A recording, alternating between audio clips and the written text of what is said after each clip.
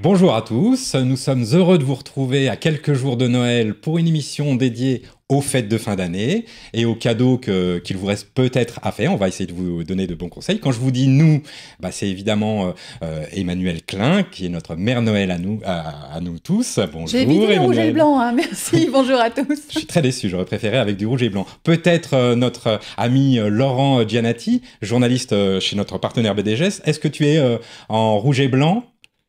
Désolé, en marron. Bonjour à tous. Bon. Alors, ça sera pour l'année prochaine. Donc, cette semaine, exceptionnellement, nous ne recevons pas d'invités pour mieux vous parler des livres qu'il vous reste éventuellement à acheter. Nous sommes ensemble pendant une demi-heure. En revanche, nous allons quand même vous parler de deux sujets importants. Le premier sujet, Emmanuel va nous parler du FIBD, du prochain festival international de la bande dessinée d'Angoulême, et en particulier de quelques livres qui sont nommés pour les prix. Les fauves. Les fauves. Et puis nous vous proposerons aussi une interview exceptionnelle de Richard McGuire. Justement, celui qui a eu le Fauve d'Or en 2016, cette année. Absolument, qui nous a gentiment reçus à Paris, c'était super. Et puis évidemment, nous retrouverons Laurent pour son coup de cœur de Noël, de BD Geste. Pour commencer donc, suivons l'actualité, Emmanuel nous parle du Festival d'Angoulême et des livres nommés à cette occasion.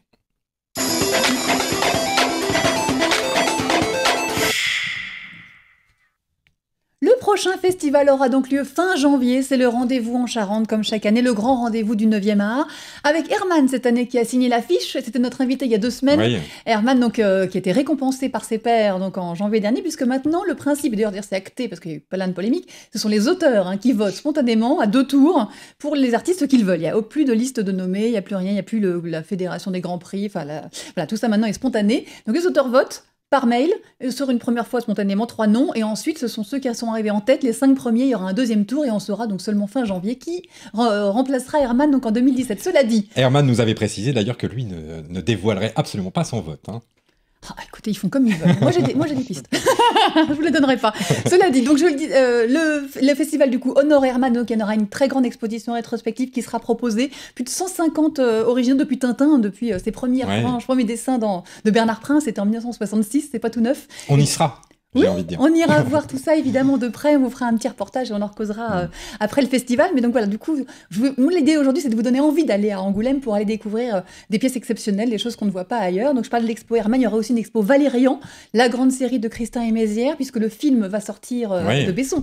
Ce sera fin décembre 2017, voilà, on a d'ailleurs l'affiche ici. Il y a déjà une petite polémique autour de cette affiche et du festival. Il y a plus d'une, je dirais. Ils l'ont appelé Valérian, alors qu'évidemment la série qui a été créée en pilote, c'était fin des années 60, s'est appelée effectivement Valérian, mais très très vite c'était Valérian et Laureline, parce que serait cette série de science-fiction sans cette une des grandes premières héroïnes de bande dessinée d'ailleurs. Et voilà, donc du coup évidemment quand le festival a appelé sa exposition Valérian et pas Valérian et Laureline, pouf, tout de suite les réseaux sociaux se sont enflammés. Et voilà, Éric Besson, comme c'est en lien avec le film de Besson, Éric Besson l'a appelé Valérian, enfin bref.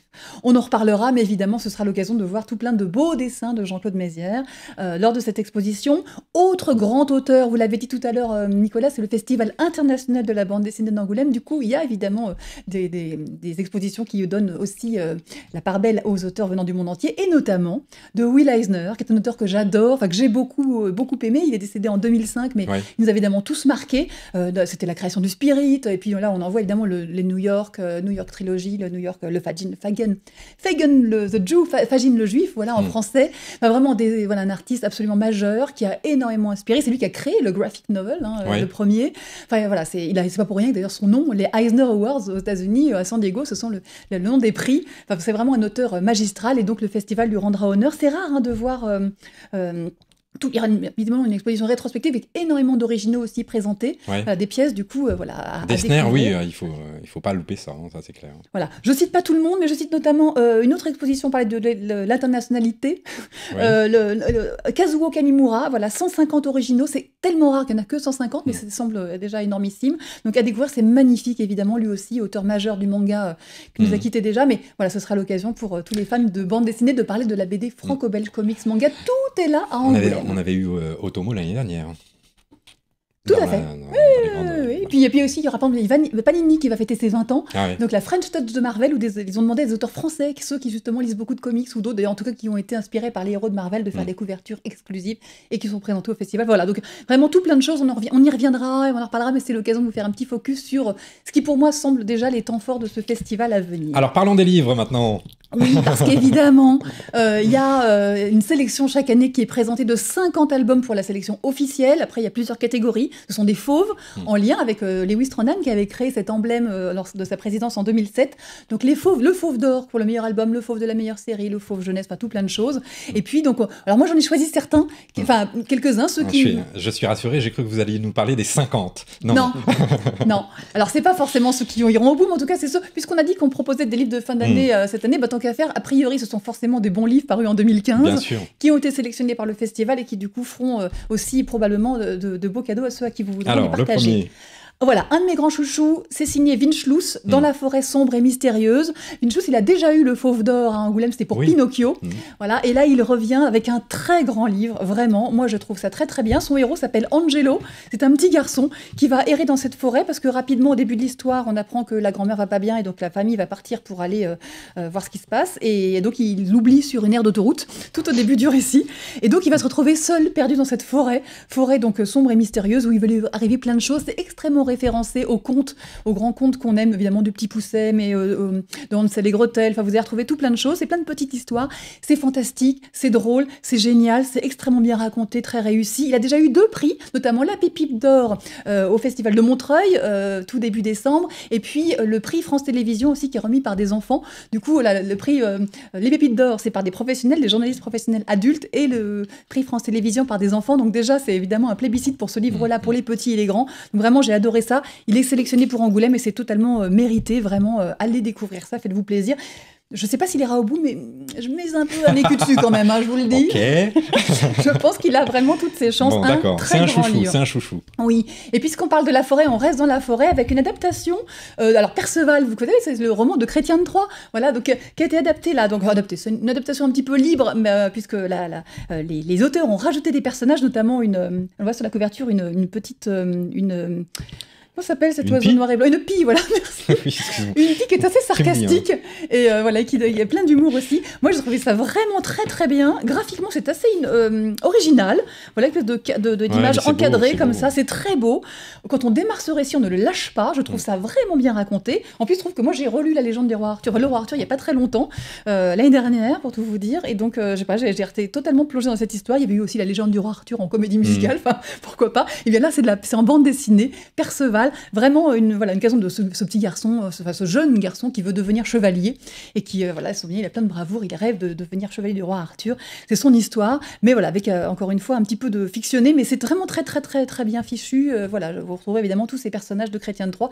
C'est du médiéval, c'est d'époque, mais voilà, je trouve que c'est bien fichu en BD. C'est paru aux éditions du Lombard. Est-ce que j'ai dit que le Vincelus c'était chez Gallimard? Voilà, comme ça vous savez tout. Je reste au Lombard du coup, tant qu'à faire, j'enchaîne. Il y a aussi, il y avait un vrai lien, il y a une cohérence dans cette émission. Avec Les 3 fantômes de Tesla, signé Marazzano, Richard Marazzano au scénario et Guilhem au dessin. Je l'ai choisi parce que c'est une belle série. Alors, c'était un premier tome d'une série. Alors, est-ce qu'il ira au prix de la série? Pourquoi pas? Parce qu'il y a un faux spécial de la série. On est en 1942 avec Nikola Tesla, donc comment on dit le scientifique. Oui, j'ai le rival d'Edison. Enfin voilà, on est dans un contexte historique. On est à New York. Il y a New York reconstitué. Mais Guilhem est allé à New York d'aujourd'hui pour réaliser cette série parce que vraiment, il avait envie de se plonger dans la réalité, même s'il y avait un delta historique. Mais en tout cas, il avait vraiment envie de voir ça pour de vrai et de raconter cette histoire. Donc ce petit garçon, orphelin au début, il a perdu son papa à la guerre, il était seul avec sa mère et il va suivre son voisin un peu bizarre et il va se découvrir plein de choses. Alors évidemment, je vous raconte pas tout ça, puis surtout il y a très peu de temps, mais c'est un premier tome d'une trilogie. Je trouve ça extrêmement bien dessiné. Vraiment, on a des très belles pages. C'est une vraie grande série de BD, enfin une trilogie, mais une vraie belle histoire qui va se développer donc du coup sur 3 tomes. Et je pense que c'est bien que le festival, voilà, parfois ouvre et pas que de la BD élitiste un peu pour les grands. C'est aussi de la BD grand public et ça marche très bien. Une très belle couverture, un peu avec des dorés, vous voyez, ça brille. C'est bien pour Noël. C'est encore au Lombard, ils sont gâtés cette année. Oui, écoutez, voilà. Autre très très beau livre avec aussi du doré. C'est pas le critère de sélection, mais un peu. C'est pour ça que j'ai mis ma robe, c'est pour aller avec les livres. C'est spécial fin d'année, d'accord. C'est signé Hubert et Gatignol. C'est paru donc dans la collection Métamorphose des éditions Soleil, demi-son.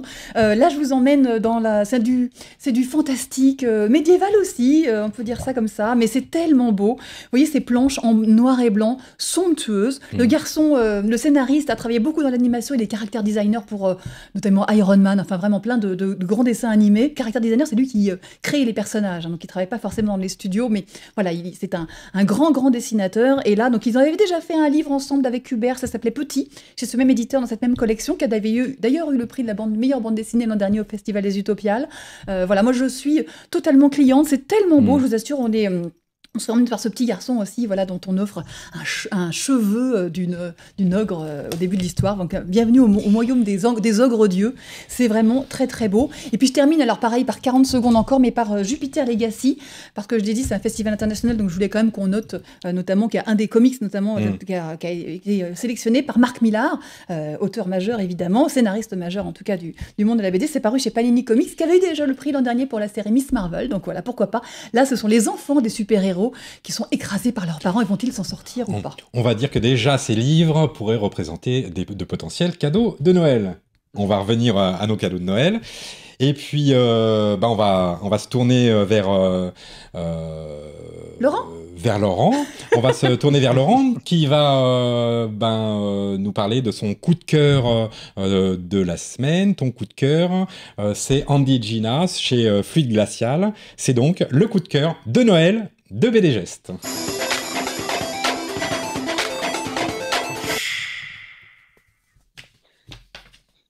C'est parti. Allez Laurent. C'est un album à mettre sous le sapin, mais pas entre toutes les mains. C'est de l'humour noir, de l'humour un petit peu trash. Il s'agit de 2 frères et sœurs. Donc Andy qui est un petit garçon plutôt calme, timide et doux, et Gina au contraire qui est complètement dévergondée, un petit peu portée sur le sexe. D'ailleurs, on voit la couverture, elle est très elle est pas très propre, hein, sur la couverture. Et il y a aussi le père qui est fan de Elvis Presley, avec une coupe ad hoc, qui est désespéré de voir son fils aussi peu masculin. Et il y a la mère qu'on va voir être mutilée du début à la fin du premier tome au 5e tome, puisque l'intégrale comporte 5 tomes, qui va perdre ses bras, qui va perdre ses jambes, qui va perdre son corps, qui va finir avec une seule tête. Donc c'est très très drôle. Il y a donc 5 tomes. C'est dessiné et créé par Relhomme, un auteur donc qui a sorti les 5 albums entre 2002 et 2011. Alors évidemment, voilà, c'est pas mettre entre toutes les mains. C'est plutôt pour jeunes adultes et pour adultes, mais c'est très très drôle. C'est un très beau cadeau de Noël. À noter que Relhomme, on a redécouvert Relhomme assez récemment. En 2015, il a sorti une nouvelle série avec Lupano qui s'appelle Traquemage, et il est à noter que Lupano signe d'ailleurs la préface de l'intégrale de Andy et Gina. Donc si vous aimez Andy et Gina, jetez-vous sur Traquemage, donc une nouvelle série sortie l'an passé chez Delcourt. Eh ben écoute, moi je suis fan, hein. Je suis totalement fan de Andy et Gina, donc oui, c'est une excellente idée pour les cadeaux de Noël. Très bien. Avant de présenter nos propres sélections de fin d'année, on a eu la chance donc de rencontrer Richard Maguire. Je dis Maguire parce que sinon je me fais engueuler par Emmanuel, si je dis Maguire, voilà, qui nous a parlé donc, on est revenu, enfin vous êtes revenu sur son livre Ici, qui est paru il y a un an, hein, c'est ça? Il y a un an, qui a eu le Fauve d'Or à Angoulême en janvier. Absolument. Et qui vient de sortir de quoi un autre petit livre aussi, Dessin séquence, donc double actu pour Richard Maguire. C'était l'occasion de le croiser, il était de New York à Paris, c'était maintenant. Bonjour cher Richard Maguire, hello. Bonjour. Oh, you speak French? Un peu. Je crois pas qu'on va faire cette interview en français parce que Richard Maguire vient de New York aujourd'hui pour nous présenter son nouvel ouvrage intitulé Dessin séquence. Mais je vais commencer l'interview par parler de Ici. Pour moi, c'était un chef-d'œuvre immédiatement dès que j'ai lu ce livre. Depuis, il a obtenu le Fauve d'Or à Angoulême. Est-ce qu'Angoulême, c'est quelque chose d'important pour un Américain? I actually spent some time in Angoulême because I worked on a film there, Peur du Noir, and I was amazed that I won that award because I think this is a strange book. It's not a traditional narrative, and it's kind of an experimental book. Cette histoire, elle a démarré il y a plusieurs années maintenant. C'était dans le Raw de Art Spiegelman. Il y avait seulement 6 pages. Et puis il est revenu des années après. Qu'est-ce qui s'est passé? Vous aviez envie de travailler à nouveau dessus? It was a 6-page story that I made in 1989, and it was the first thing I ever had published. But I always knew that the story was worth expanding, because in theory it could be expanded infinitely, and I knew it was worthy of doing a bigger book, and it was a real challenge for me to do a 300-page version. Cela dit, aujourd'hui, Richard Maguire revient pour ce petit livre blanc intitulé Dessins séquences. Et alors là, c'est encore un livre qui ne ressemble pas du tout au précédent, totalement innovant, inédit, assez amusant. En fait, ce sont des petits dessins qu'il a fait au fur et à mesure des années pendant plus de 10 ans dans le New Yorker, où en fait, c'était des petits dessins d'illustration en haut des pages, et ça raconte des petites histoires. Yeah, I do a lot of work for the New Yorker. I've done many covers and inside drawings. But the New Yorker has a tradition of these very tiny, what they call spot drawings. And there was a special issue where they asked me to do all the drawings for one issue. And I was living in France at the time. Ah, yes? Yeah, and I was working on an animated film, and so I think that's what kind of inspired me to do them as little sequences that are like loose narratives. Ça a duré 10 ans finalement. Là, on découvre la version intégrale, mais c'était il y a longtemps. I could make 2 more volumes of this. There's a lot of work, but this is kind of my favorite ones, I think. And it's been it's nice to have this collection finally. So I don't know. En fait, il aurait même pu faire 2 volumes de plus, hein, tellement il y en a, mais là, il a choisi ceux qu'il préférait. C'est tout en noir et blanc, et c'est ce qu'il aime bien, ce genre de dessin aussi. It's very different from the previous book, but I think with every project, I like to start from zero and create a new look. But with this, I love working with limitations, and I think that the size and the fact that I only have 9 steps, it's like writing a haiku. It's like very, very precise. Almost either a haiku or maybe a book of visual poems. That's how I perceive this. En fait, c'est un peu comme des poèmes visuels ou des haïkus, comme au Japon, c'est ces courts poèmes, voilà, qui racontent une petite histoire en quelques mots. Là, ce sont en quelques dessins. Il y a une espèce de petite sculpture à la fin. Est-ce qu'il fait aussi de la sculpture? C'est pas du dessin. Well, I studied sculpture in school. I was surprised when I put the collection together that how much of that comes through. I'm really concerned about structure. Usually, whenever I make a book, I think of it as an object first. And that goes for the Here book too. You open the book and it's an architectural object. Donc voilà, on a eu la chance de rencontrer Richard Maguire, extrêmement sympathique. Et alors, je le dis en passant parce que je suis un peu jaloux, 59 ans, il se tient bien le bonhomme. Hein. Voilà, voilà. On voit qu'Emmanuel est sous le charme. D'accord. On va passer à la suite. Donc, c'est le moment pour nous maintenant de parler des livres qu'on a choisis pour notre sélection de fin d'année. Je vais commencer avec un livre encore sorti chez le Lombard. Décidément, c'est la fête au Lombard aujourd'hui. Un livre absolument extraordinaire pour tout amateur de bande dessinée, et pas uniquement les tintinophiles. Ce livre, c'est La grande aventure du journal Tintin, donc qui reprend toute l'histoire de l'incontournable journal l'incontournable journal Tintin, de sa création par Raymond Leblanc, André Sinave, Albert de Batty, Georges Lallemand et Hergé, évidemment, qui en fut à l'origine le premier directeur artistique. Alors c'est très intéressant puisque le magazine aurait aujourd'hui 70 ans, comme le Lombard, puisque le Lombard a été créé justement à l'occasion de la sortie et pour éditer donc le journal Tintin. Alors, ce livre est une bible incontournable. Pourquoi ? D'abord, pour le plaisir de revenir sur les premiers numéros. J'adore le premier numéro puisqu'il y a marqué « Journal de Tintin, le jeudi uniquement ». Alors pour ceux qui ne s'en souviennent pas, à l'époque, le jeudi, c'était le jour où on ne travaillait pas. Enfin, je parle des enfants. Voilà. Maintenant, c'est le mercredi. Bon, voilà. Mais à l'époque, c'était... Oui, à l'époque. À mon époque, tu vois, voilà. C'était le jeudi. Et alors, ce qui est fabuleux, c'est de se rendre compte le nombre d'auteurs incroyables qui sont passés dans le journal Tintin. On retrouve donc des couvertures extraordinaires. On retrouve des histoires complètes. On va retrouver du Mandrika. On va retrouver la Zig et Puce. Enfin, un nombre incroyable d'histoires. C'est une bible, c'est un incontournable, c'est vraiment, alors je vous le dis en toute sincérité, c'est vraiment un livre à offrir extraordinaire. Ça vient, c'est que ça fait un peu de muscu aussi. Ah, vous avez vu le nombre de pages? Oui, en même temps, ça permet de faire du sport. Nous, on l'a transporté jusqu'à aujourd'hui. Oui, ça permet de faire du sport. Voilà. Emmanuel, à toi. Moi, j'ai aussi 2 gros livres, parce que moi, là, tant qu'à faire, j'en ai pris 2.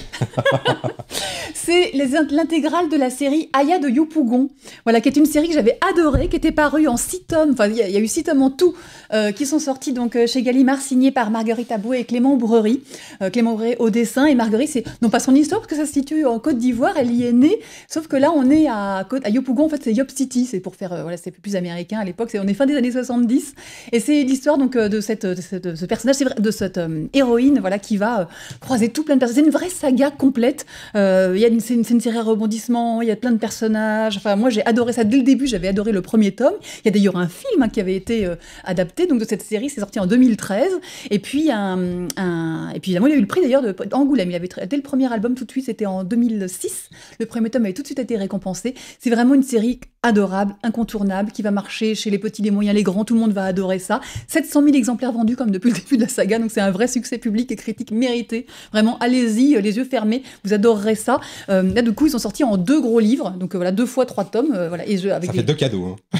Enfin, moi, je dis ça. Avec des couvertures, du coup, inédites, avec un joli livre avec jaquette, etc. Enfin voilà, allez-y, les yeux fermés. Encore une fois, vous ferez forcément des heureux avec cette merveilleuse série qui raconte aussi l'histoire de l'Afrique et comment les relations avec les gens. Enfin, pour moi, c'est un vrai chef-d'œuvre, des grands chefs-d'œuvre de la bande dessinée, sincèrement.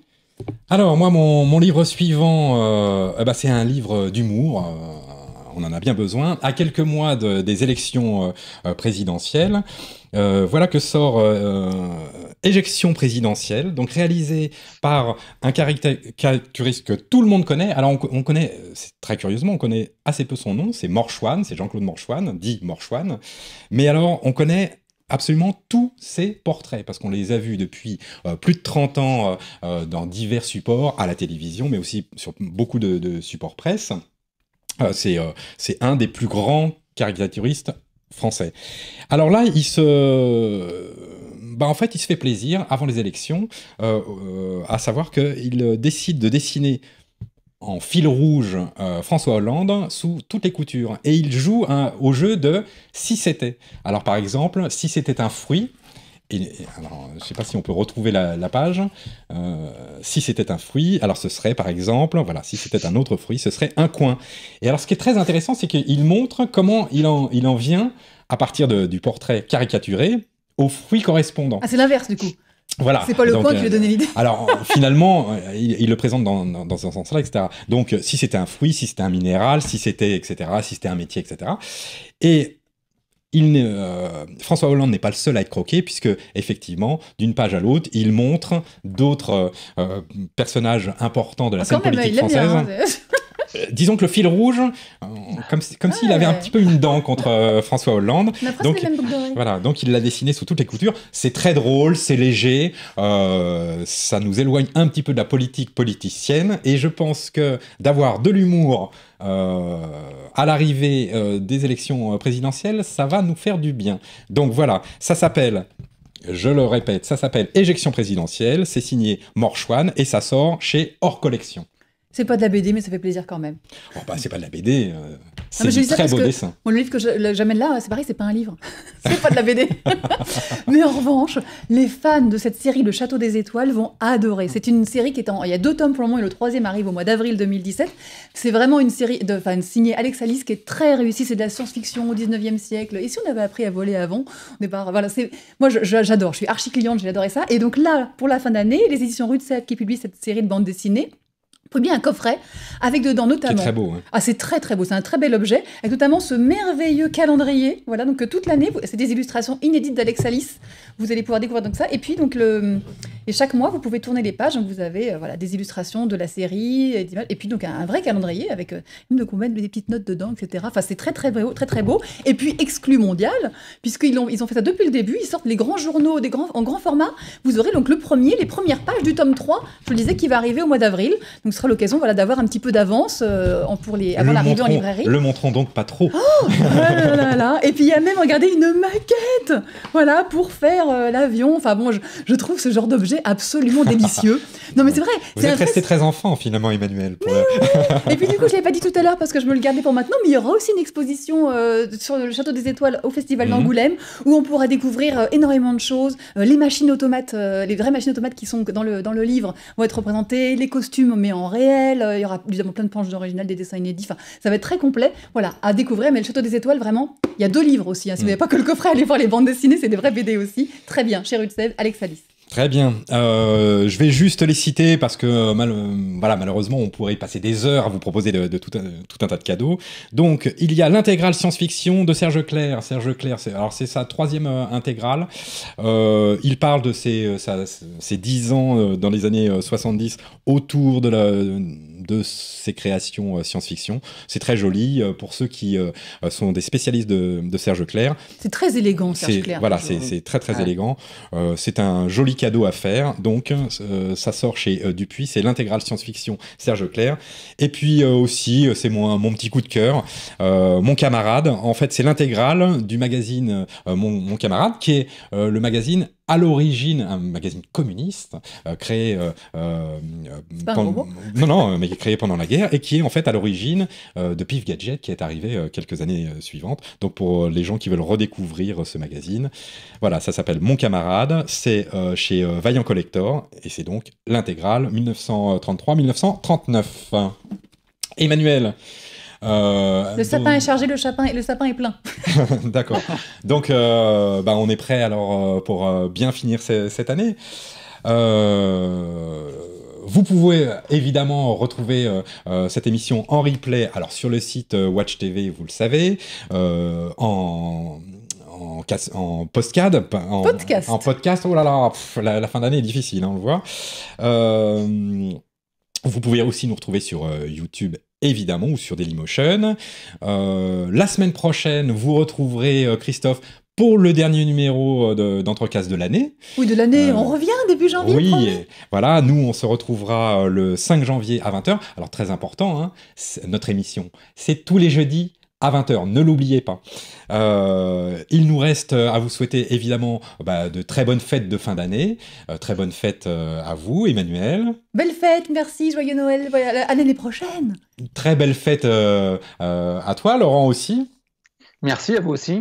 Et puis donc, voilà, c'est ça. On se retrouve l'année prochaine pour la suite d'Entrecases. Avec tout plein de bons invités, promis. Au revoir à tous. Salut.